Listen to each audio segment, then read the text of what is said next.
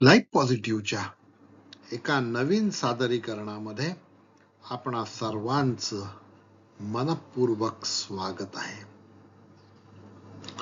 संत नामदेवांचा एक सुंदर अभंग आहे, तीर्थ विठ्ठल क्षेत्र विठ्ठल. या अभंगाचा मतितार्थ थोडासा वेगळ्या अर्थाने पाहण्याचा आपण प्रयत्न करणार आहोत.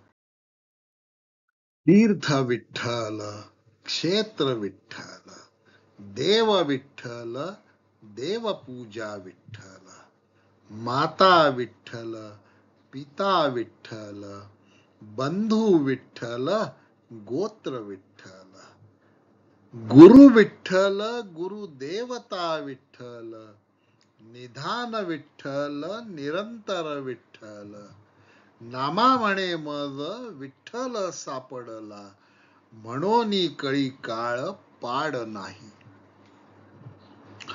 अत्यंत सुंदर अभंग आहे संत नामदेवांचा, ज्याला संगीतबद्ध केलेला आहे राम फाटकांनी आणि ज्याला स्वरसाद चढवलेला आहे भारतरत्न पंडित भीमसेन जोशींनी. या अभंगामध्ये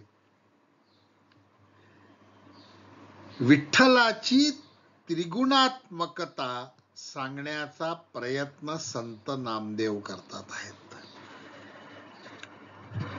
आपण दत्ताच्या आरतीमध्ये त्रिगुणात्मक त्रयमूर्ती दत्त हा जाणा याचा अर्थ बघितलेला आहे आणि त्याची लिंक पुढच्या स्लाइड मध्ये दिलेली आहे. तो व्हिडिओ आपण बघू शकता.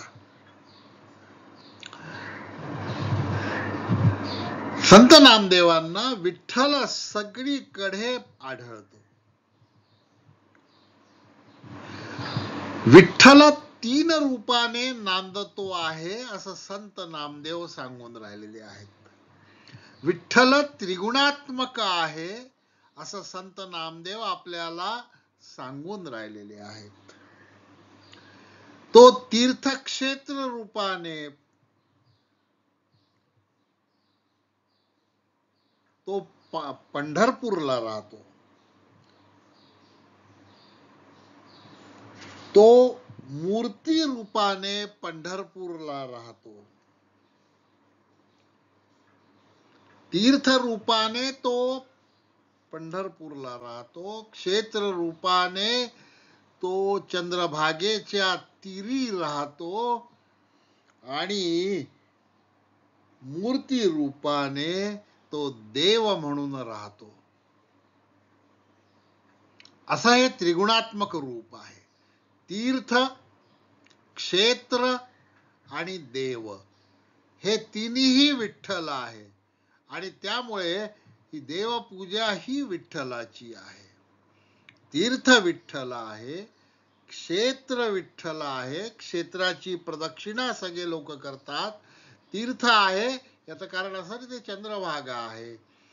देव आहे आमचा, तोच माता आहे आमची, तोच पिता आहे आमचा, तोच बंधू आहे आमचा, तोच गुरु आहे आमचा, तोच गुरुदेवता आहे आमची, तेच आमचं निधान आहे आणि तेच आमचं निरंतर आहे. आणि विठ्ठल सापडल्यानंतर त्रिगुणात्मक तीर्थ, क्षेत्र आणि देव असा त्रिगुणात्मक विठ्ठल सापडल्यावर आता कशाला घाबरायचं? कळी काळाला पाड नाही असं संत नामदेव म्हणतात. म्हणून तीर्थ आहे विठ्ठल, क्षेत्र आहे विठ्ठल, देव आहे विठ्ठल आणि म्हणून विठ्ठल हा त्रिगुणात्मक आहे असं संत नामदेव आपल्याला समजावून सांगतात आहेत. हा व्हिडिओ आपल्याला कसा वाटला ते कॉमेंट मध्ये नक्की लिहा. चॅनलला सबस्क्राईब केलं नसेल तर चॅनलला सबस्क्राईब करा. दत्तगुरूंच्या आरतीची लिंक तुम्हाला बघायची असेल की त्रिगुणात्मक त्रयमूर्तीचा अर्थ आपण काय सांगितलेला आहे ती या स्लाइडवर या ठिकाणी दिलेली आहे.